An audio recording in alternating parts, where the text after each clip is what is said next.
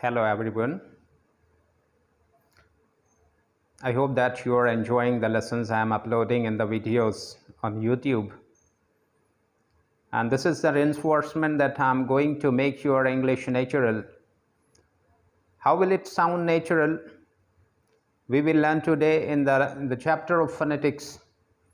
Through the basics of phonetics, you will come to know how to make your English natural, because most of the time it's very difficult for you to understand native speakers. When they speak, it bounces over your head. You're not able to understand the native speakers. The reason that you don't get the accent of them. So here I'm going to start with a tongue twister, and it will be very interesting as well as challenging for you to repeat with a speed. The tongue twister is: she sells seashells by the seashore. Repeat it 10 times in 20 minutes. She sells seashells by the seashore. She sells seashells by the seashore. She sells seashells by the seashore.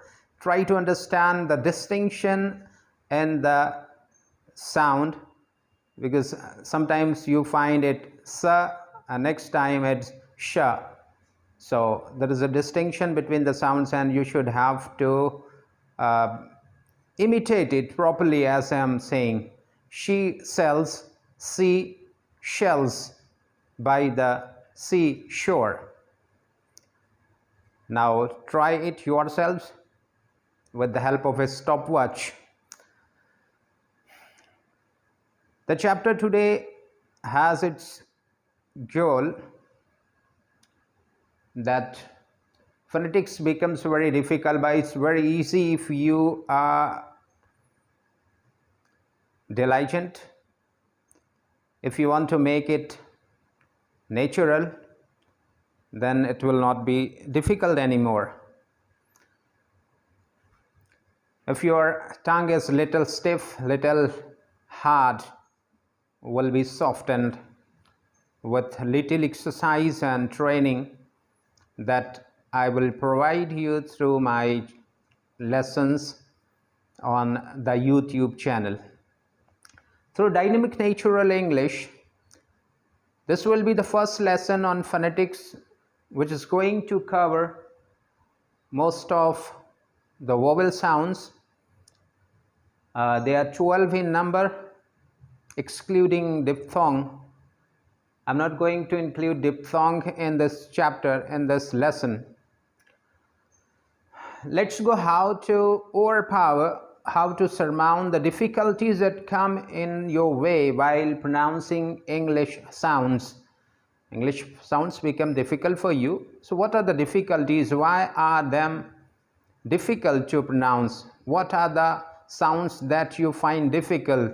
What are the reasons that you are not able to get the accent of foreign speakers, native speakers? Now let's count them one by one. The first problem that we face is due to the way we don't have training, proper training. Lack of proper training make it difficult. So what you have to do is accurately cultivate the auditory memory and have a good ear by training to discriminate between sounds and remember the acoustic qualities of foreign sounds. Accurately cultivate auditory memory. सुन सुन करके आपको memory में अपने fit करना है. किस sound को कैसे develop करेंगे ये आपको ध्यान में रखना है. Have a good ear by training. Training के ज़रिए से आप अपने कान को और अच्छा करेंगे कि वो जल्दी से जल्दी पकड़ ले साउंड को, उसको डिस्टिंग्विश कर ले, क्वालिटीज़ को देख ले. Discriminate between sounds and remember the acoustic qualities. Sounds के बीच में क्या डिस्टिंक्शन है, डिफरेंस है, उसको डिस्क्रिमिनेट, डिफ्रेंशिएट कर ले, उसमें फ़र्क और अंतर पैदा करना सीख ले आपका कान. और याद रखे अकाउस्टिक क्वालिटीज़. ये साउंड की थ्योरी जो है उसके क्वालिटीज को समझ ले जो फॉरेन साउंड्स में होती है. Here the dictation of isolated sounds. So isolated sounds, her letter का अपना साउंड है, उस लेटर के अलग डिस्टिंग्विश्ड साउंड को पहचानना आपका कान सीख ले, ये चीज आपको करना जरूरी है. And after that you must learn to put your tongue, lips and other parts of the organs of speech into certain definite positions with the help of exercises. बोलने में organs of speech कौन से हैं, इनके बारे में आपको जानना ज़रूरी है. वो फंक्शन कैसे करते हैं, कब उनको काम करना है, कब नहीं करना है, ये जानना आपको ज़रूरी है. Must learn to put your tongue, lips and other parts of the organs of speech. जितने भी organs of speech हैं, बोलने में काम आने वाले हिस्से हैं, किस डेफिनिट पोजीशन में, ख़ास पोजीशन में उन्हें रखना है, एक्सरसाइज के ज़रिए से ये आपको जानना पड़ेगा. एक्सरसाइज कैसे करेंगे? I'll help you, not to worry about it. Learn phonetic theory with exercises. I'm going to teach you phonetic theory as well as exercises. ये भी आपको करना ज़रूरी है, otherwise your English will be, वो देशी भाषा हो जाएगी, देशी अंग्रेजी. It sounds awkward. You need to learn catenate sounds. Catenate sounds, sound को कैटिनेट करना, कनेक्ट करना एक दूसरे से, ये भी आपको सीखना पड़ेगा. साउंड को कैटिनेट करना ये आसान होता है, बट थोड़ा सा जानना ज़रूरी है इसमें क्या क्या चीज़ें होती हैं. कैटिनेशन के अलावा भी कुछ चीज़ें होती हैं कि हम साउंड्स को किस किस तरह से डेवलप करते हैं. Let's know little about it, like catenation, elation, intrusion are the things that we should know in it. कुछ चीज़ें और भी हैं इसी तरह से इसमें जानना ज़रूरी है. कैटिनेशन की बात करें तो let's try a sentence. What's your name? What is your name? What's your name? How it sounds? It's little different that we pronounce and Britishers pronounce or native speakers pronounce. What's your name? This is catenation. Now let's know the basic traits of English sounds. When we pronounce sentences, they have some traits like assimilation, catenation, elation and intrusion. Assimilation is a way when we assimilate something, कुछ हजम कर जाते हैं. Here you have two words, stem boys, that becomes stem boys. What is the reason that N becomes M? Because B is bilabial sound जिसमें दो होठ काम करते हैं, और इसको कहना 10 boys ये awkward लगता है. इसको easy और rhythmic बनाने के लिए it becomes 10 boys because M, this is also bilabial, दो होठ इसमें भी काम करते हैं और B भी bilabial है, तो दोनों मिक्स होते हैं बहुत easily.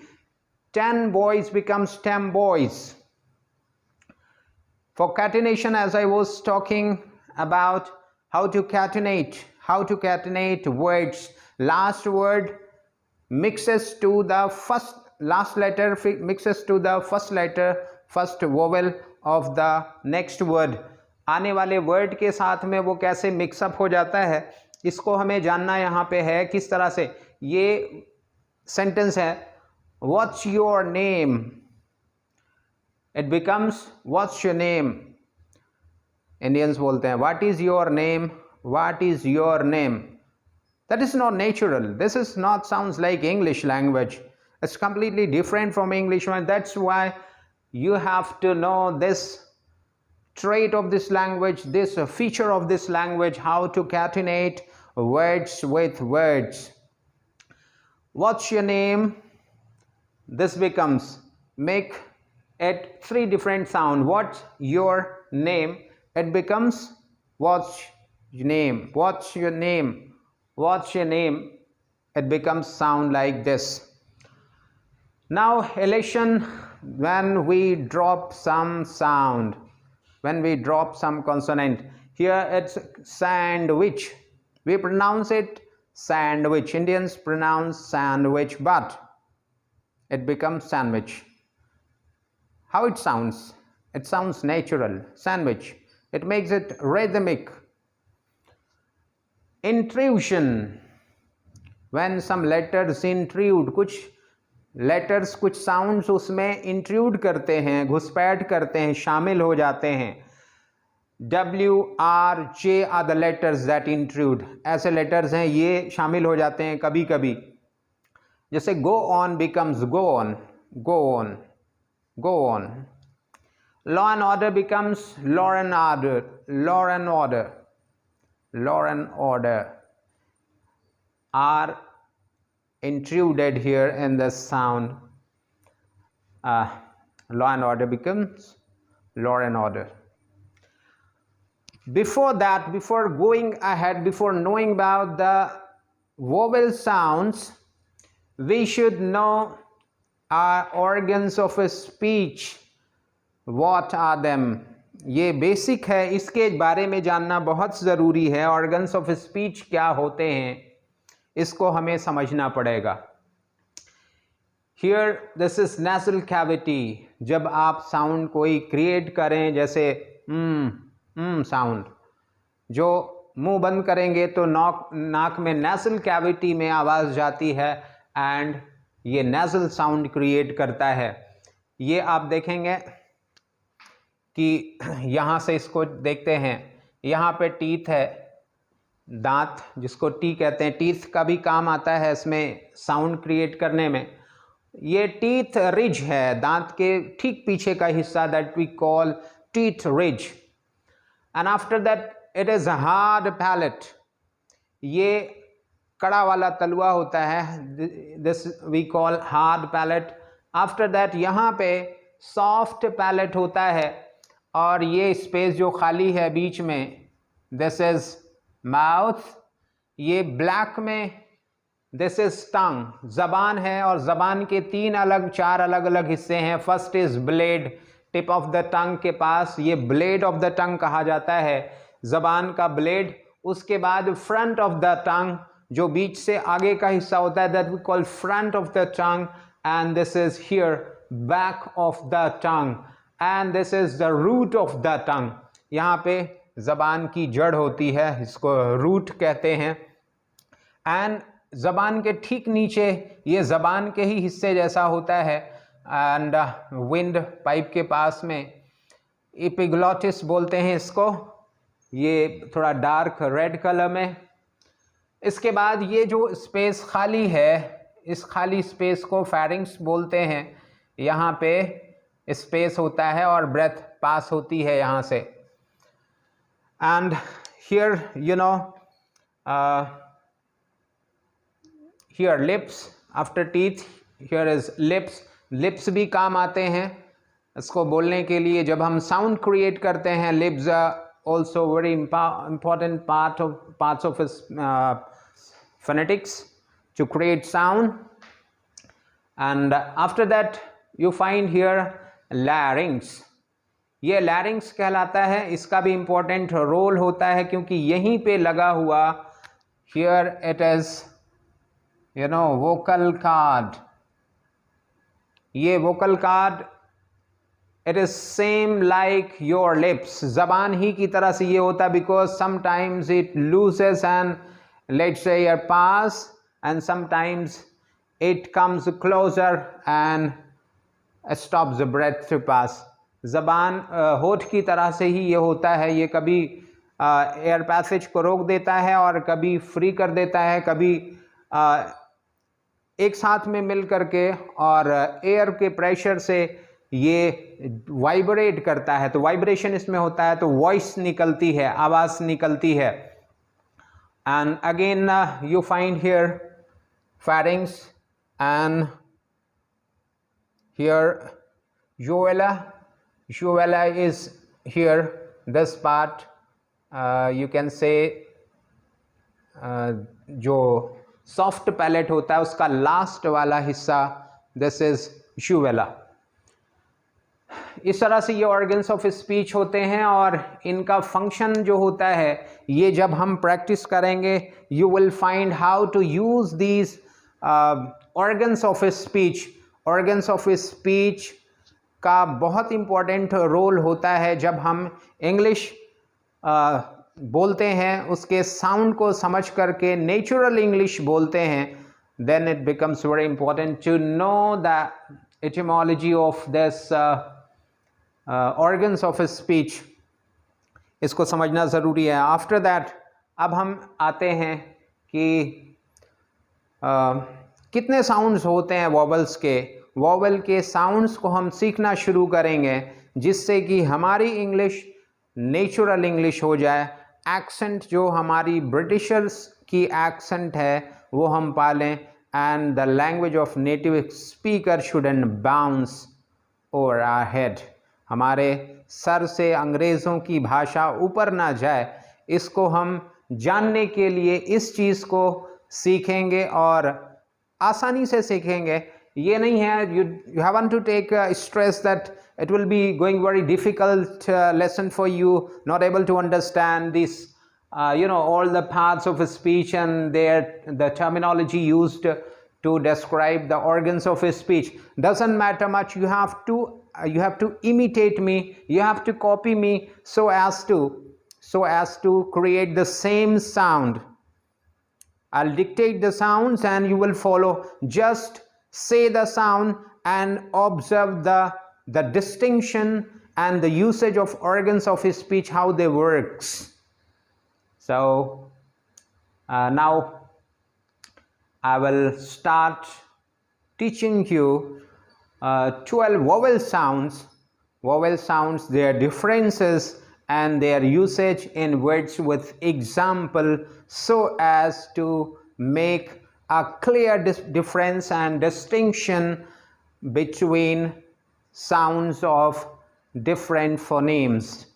International IPA has made a list of symbols representing the sounds of English language. IPA stands for International Phonetics Association. इसके हिसाब से इंग्लिश वॉवल साउंड्स को हम पढ़ेंगे. इंग्लिश वॉवल साउंड्स तो वैसे 12 होते हैं इन number.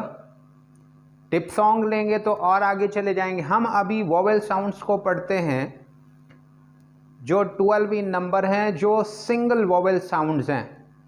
In single vowel sounds में first sound is I. This is long I and the symbol of this I is I plus 2 dots. 2 dot लगा करके I लिखा हो. आप डिक्शनरी में देखते होंगे, चाहे वो मोबाइल की डिक्शनरी हो या फिर आपकी जो हार्ड कॉपी डिक्शनरी होती है, बुक की फॉर्म में, बुक की शक्ल में डिक्शनरी होती है. जब आप किसी वर्ड का साउंड देखेंगे तो उसमें साउंड में इस तरह का सिंबल बना है तो समझ लीजिए कि ये वॉवल साउंड उसमें है. इसको कैसे बोलेंगे, बोलने के लिए हमें कुछ चीज़ें ध्यान में रखना होता है. 4 ऐसी चीज़ें होती हैं जो वॉवल साउंड्स को डेवलप करने के लिए हमें ध्यान रखना पड़ता है. प्रैक्टिस करेंगे फिर ध्यान भी नहीं रखना पड़ेगा. जस्ट अभी ऑब्जर्व करें क्या क्या चीज़ें होती हैं. हाइट ऑफ द टंग, ज़बान कितना ऊपर उठ रही है. नियरली क्लोज, बहुत ज़्यादा इसमें उठेगी नहीं, बंद ही रहेगी. ज़बान ऊपर नहीं बल्कि नीचे की ही तरफ रहेगी. Part of the tongue which is highest, ज़बान का कौन हिस्सा ज़्यादा उठता है, ये फ्रंट पार्ट. अभी मैंने आपको एक फिगर में दिखाया था कि ज़बान का ब्लेड कहाँ होता है, फ्रंट पार्ट कहाँ होता है, बैक कहाँ होता है, रूट कहाँ होता है. There are 4 parts of your tongue. So front part of the tongue is highest, जबान का वो हिस्सा थोड़ा सा ऊपर रहेगा. Position of lips, vowel sounds में लिप्स का भी बड़ा काम होता है, क्योंकि उसी से सांस को रोकते हैं, चाहे वो राउंडिंग करें, चाहे फिर क्लोज करें या फिर ओपन करें. लिप्स का इम्पोर्टेंट रोल होता है वॉवेल साउंड्स में. स्प्रेड और न्यूट्रल, ये ज़्यादा होठ को फैलाएंगे नहीं, बल्कि न्यूट्रल रखेंगे या थोड़ा सा फैलाएंगे बस, इसको कहने के लिए. जबड़े के बीच में कितना खुला रहेगा, ओपनिंग बिटवीन जॉज, जबड़ा कितना खुलेगा, ये चीज़ उसको बहुत ही मामूली सा खुलता है, मीडियम, नैरो से मीडियम की तरफ, यानी नैरो होगा या मीडियम होगा, इसके बीच में हो सकता है. बहुत वाइड ओपन नहीं करेंगे इसको बोलने के लिए. ऐसा वर्ड है कि आप खोल ही नहीं पाएंगे अगर इसको बोलेंगे तो. Just read the words. For examples, there are some words that you have to read them to understand this vowel sound. Tree, sea, even, east, complete, immediate. Mind the sound. I have written the symbols of this of the words also. The sound of the words are also written with the words.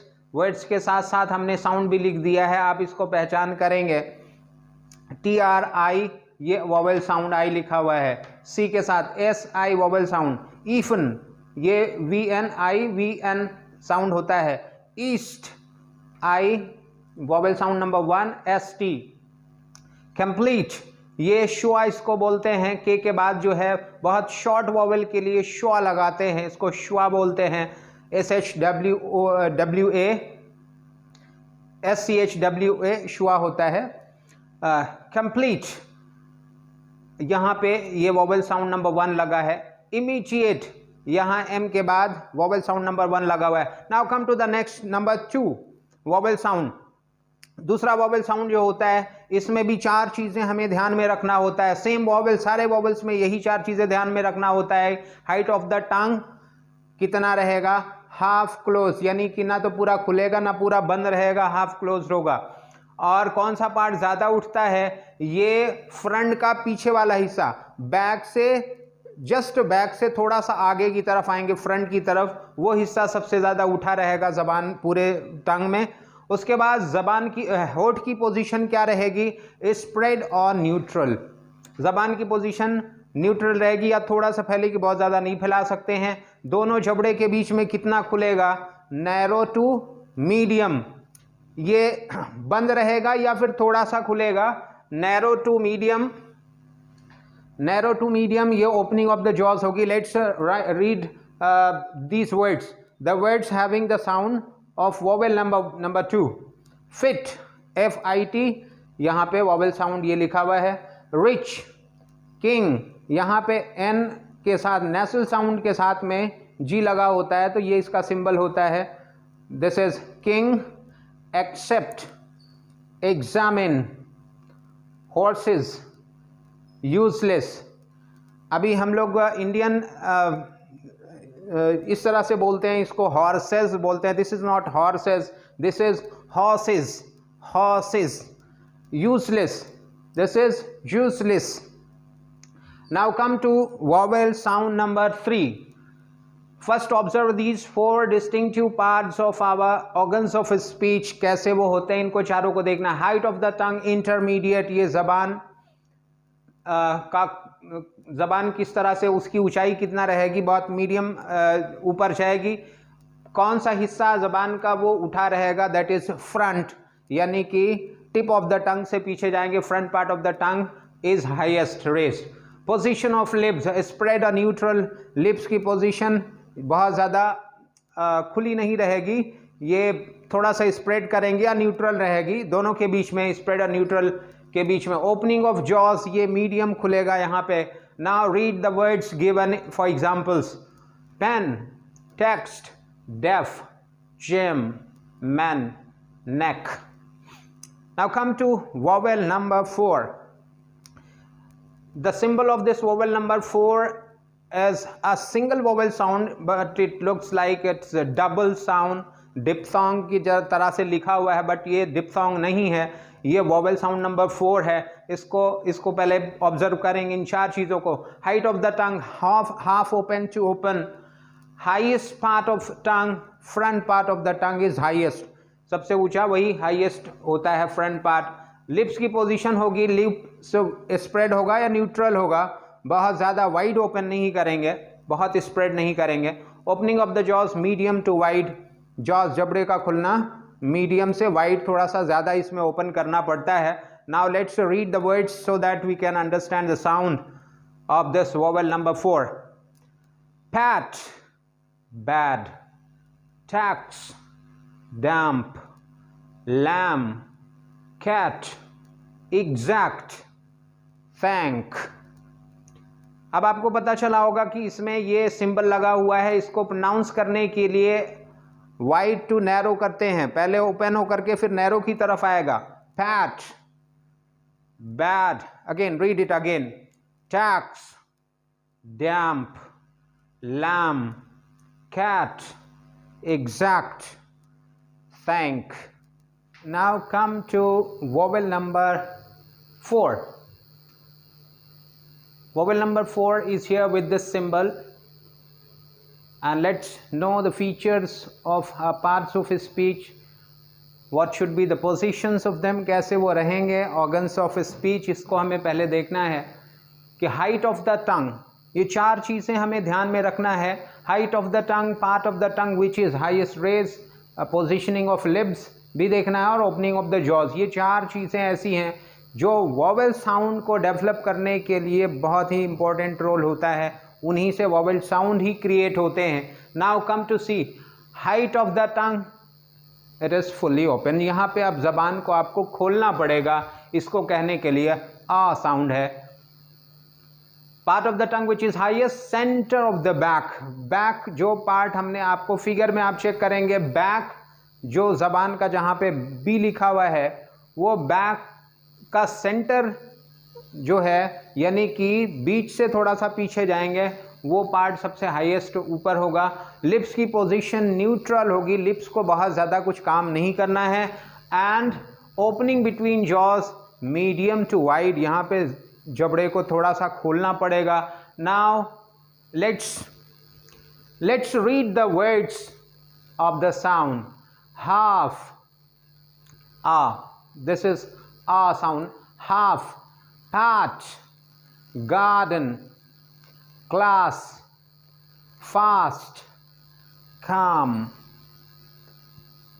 अब आपको ये समझ में आ गया होगा कि ये vowel sound जो आ साउंड है, इसको हम जब भी देखेंगे जितने वर्ड्स में, अब इसके इस तरह के और सारे वर्ड्स आप फाइंड आउट करेंगे और फिर उस पर प्रैक्टिस करेंगे how to pronounce this vowel sound, then you will come to know all the time how to pronounce it. आप अब बार बार इसको प्रोनाउंस कर सकते हैं, जब भी ये आपको कहीं भी वर्ड में दिखाई पड़ेगा, वर्ड के बीच में लगा होगा, डिक्शनरी में भी आप चेक करेंगे तो ये सिंबल है, इससे पहचान जाएंगे कि this vowel sound is like this, opening your jaw and you can pronounce this sound. Vowel number 6, this is o sound. Now come to know the organs of speech. Height of the tongue is fully open. यहाँ पे टंग की position जो है ये open होगी। Part of the tongue highest, ओ बोलने के लिए तो ओपन करना पड़ेगा तभी ओ साउंड आएगा। ज़बान का कौन सा हिस्सा ज़्यादा उठा होता है, ये बैक साइड ज़बान का, back of your tongue will be highest. Lip की पोजीशन है open lip, rounding up, lip rounding करना पड़ेगा, ओ बोलने के लिए लिप्स को गोल करना पड़ेगा, राउंडिंग करके ही इसको बोल पाएंगे। जॉस के बीच में खोलने की बात जहाँ तक है, मीडियम से वाइड की तरफ, इसको ओपनिंग ऑफ द जॉस सभी ओपन से वाइड की, मीडियम टू वाइड ओपन करेंगे तभी लिप को राउंडिंग करेंगे। Now here are the words for example that you can practice on them, repeat with me. Spot, bother, top, cotton, got, shop, John, long, rock. This was vowel number 6. Come to vowel number 7. This is also O sound, but this is little longer, थोड़ा सा बड़ा इसको खींचते हैं, थोड़ा दूर इसको बढ़ा करके बोलते हैं, इसमें टाइम थोड़ा सा ज़्यादा लगाते हैं बोलने के लिए। Height of the tongue half open, ज़बान थोड़ा सा ओपन रहेगी। Part of the tongue raised, back, back side, ये ओ का ही फोनीम से है, ओ फोनीम से होने की वजह से लगभग ये ऑर्गन्स ऑफ स्पीच सेम काम करते हैं इसमें। Position of lips between open close, rounding, यहाँ पे राउंडिंग होगी, जबान को होठ को गोला करना पड़ेगा ठीक उसी तरह से, because it is from O phoneme. Jaws medium to fairly wide, अब जबड़े को थोड़ा सा ज़्यादा खोलना पड़ेगा। Now read out the words given in example, इनको पढ़ना है आपको। Bought, talk, door, chalk, more, raw, four, thought, shocked. Now come to the next vowel, number 8, that is U sound. Height of the tongue above half, close, यानी पूरा close नहीं होगा, थोड़ा खुला रहेगा। जबान का जो हिस्सा उठा होता है, four part of the back, जबान के बैक का आगे का हिस्सा यानी कि फ्रंट से पीछे। लिप की position fairly close to lip rounding, ये थोड़ा सा लिप राउंडिंग थोड़ा सा गोला करना पड़ेगा, और क्लोज बंद रखते हुए बहुत ओपन नहीं कर सकते इसमें, जॉ को मीडियम ओपन करेंगे। Now read out and feel that it happens in your mouth और नॉट, आपकी मुंह में ऐसा हो रहा है जो ये लिखा हुआ है, इसको आप पढ़ेंगे तो ज़रूर होगा। पुश, बुशर, चुक, could, good, look, hook, book, wood, foot, wool. It will be amazing to find out these words, because in Indian